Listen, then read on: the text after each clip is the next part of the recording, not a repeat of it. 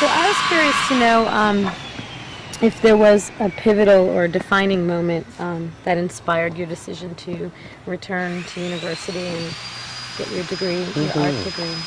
Um,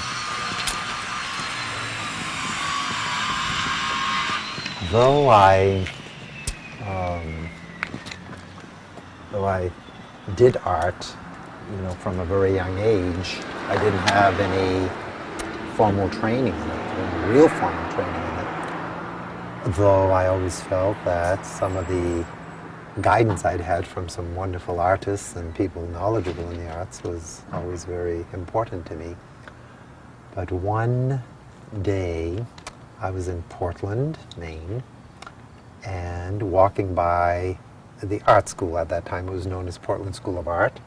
Eventually became known as Maine. It is now known as Maine College of Art. But I was walking by, and it was the first day of school. The students were simply coming in.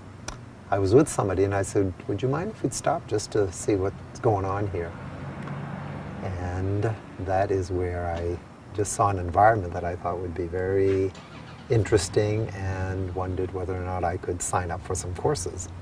Well, as you maybe know, when it comes to signing up in an art school, you need a portfolio and all of that. Within 2 or 3 days, I put all that together and rushed back to the school with my portfolio, had an interview, and since I was going to just be a part-time student, actually at the time they tried to have me simply sign up as a student who would just audit courses and not take it for credit, which I refused to do. I signed up for just one course that first semester. It was so wonderful to me that the next semester I decided that I would do more and more. And in 4 years, I proceeded to get my BFA in painting, though I continued to be full-time in the priesthood. 2 of those years I lived about, let's say, 35 miles from Portland, so I had to travel for the courses. And then I was reassigned to a church in Portland and was able to be right there for the 2 years where I majored in painting.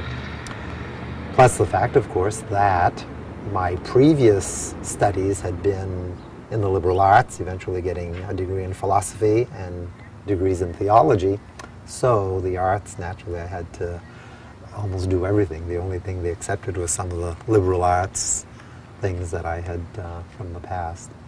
So, how long had it been since you had been getting your philosophy degree? Oh, it was many years. I naturally got my degrees in philosophy and theology when I was young, because I left seminary. I was just 23 years old. So I got those degrees by the age of 23 in philosophy and theology. And then when I signed up for art school, I must have been over 40 years old, so maybe 40, 42 years old. I had the distinct honor of being the oldest person in my class, but there were other, as we used to call them, unconventional students, and so we got along well, and it was still very good. So I went through that and got my degree in painting, and that for me was another good way of, well, experimenting in art, and in a sense experimenting in aspects of art that I had never worked in before, even silversmith work and three-dimensional design, sculpture, just those printing, just those kinds of things that I had not been able to do. So that was really very interesting, and brushing up on art history, which I always loved anyway. So some of the things were sort of easy, and with time, of course, developing some skills that hopefully can stay with me. Because I'm sort of, well, a traditionalist, or maybe a little bit old-fashioned when it comes to skills.